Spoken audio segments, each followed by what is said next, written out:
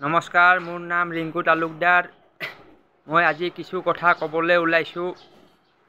মই ভাবিছিলোঁ যিসকল মহিলাই মোক হাইট মাৰিলে তেওঁলোকৰ ওপৰত মই প্ৰতিজনীৰ ওপৰত মই ভিডিঅ' বনাম, মানে এজনী এজনীকৈ বনাই থাকিম। কিন্তু ঘটনাটো কি হ'ল, তো মই ভিডিঅ' বনালে মহিলাবোৰে বেয়া পায়। তো মোৰ ফোন নাম্বাৰটো চবৰ হাতত আছে, ফোন চোন কৰে, কৰি কিনে মানে গালি চালি দিয়ে। তো মই ভাবিলোঁ এইবোৰ মানে মোৰ ঘৰৰ মানুহো গম পাই গ'ল, ক'লে বোলে কি হ'ল। মই ক'লোঁ নাই এনেকুৱাতে, আৰু এইবোৰ ঘৰৰ মানুহটো বুজি নাপায় না, এইবোৰ মানে উল্টা মোকে গালি দিয়ে। তো দুইফালৰ পৰা মই গালিটো খাব লাগে। আৰু কথাটো হ'ল কি, তো এইবোৰ কিয় হৈছে? তো এইবোৰ এটা কাৰণতে হৈছে, যিবোৰ মানে ইউটিউব লাইভ কৰে মহিলাবোৰ, তেওঁলোকেও কিছু সাৱধানতা অৱলম্বন কৰাটো প্ৰয়োজন। মানে যেতিয়া মানে লাইভটো চলায় তেতিয়া অলপ মনোযোগ দিব লাগে। মনোযোগ মানে কি, টাইম আউট আৰু হাইট, এই দুটা বিষয় ভালকৈ জানিব লাগে। মানে মোক যিবোৰ হাইট মাৰিছে আটাইবোৰ মানে ইলিগেল হাইট, সেইকাৰণে মই ইমান লাগি আছোঁ। লিগেল হাইট হ'লে মই একো নকলোঁ হয়। মোক 60জনী মহিলাই হাইট মাৰিছে, আৰু তাৰ এজনীও মানে মোক ক'ব নোৱাৰিব, মোৰ সন্মুখত ক'ব নোৱাৰিব যে মই তোমাক লিগেল হাইট মাৰিছোঁ। এজনীও ক'ব নোৱাৰে, চব ইলিগেল।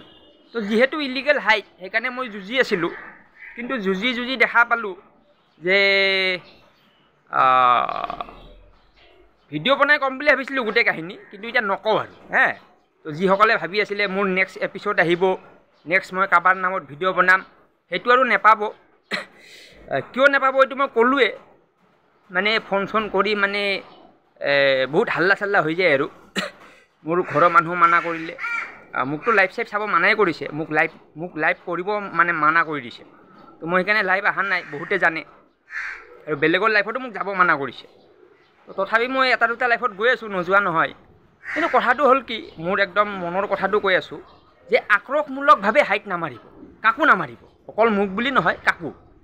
প্ৰথম আপুনি যদি এটা আইডি মানে কিবা উৎপাত কৰে, মানে আপুনি বিচৰা ধৰণে কমেণ্টটো কৰা নাই, তেতিয়াহ'লে তাক টাইম আউট দিব। Time out is best policy. কাৰণ টাইম আউট দিলে সেই মানুহজনে বা সেই আইডিটোৱে 24 ঘণ্টা কমেণ্ট কৰিব নোৱাৰে। আপ টু 24 ঘণ্টা, মানে আজি টাইম আউট দিলেতো আজি আৰু সি কমেণ্ট কৰিব নোৱাৰে। আকৌ এগেইন অহাকালি আপুনি লাইভ অন কৰিব, লাইভ অন কৰিলে অহাকালি এগেইন আহিব পাৰিব মানে। তো আহিলে আপুনি এগেইন টাইম আউট দিব।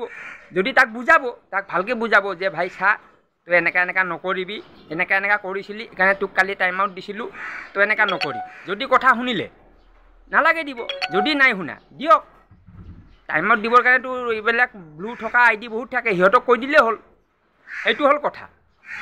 নেক্সট হ'ল কি, হাইটটো মানে বিশেষকৈ মোৰ দৰে ল'ৰা নিদিব মানে।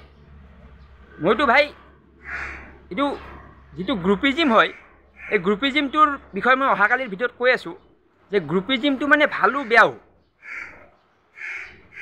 তো কি ভাল কি বেয়া মই অহাকালি ভিডিঅ'ত মানে ডিটেইলছ ক'ম। তো কথাটো হ'ল কি,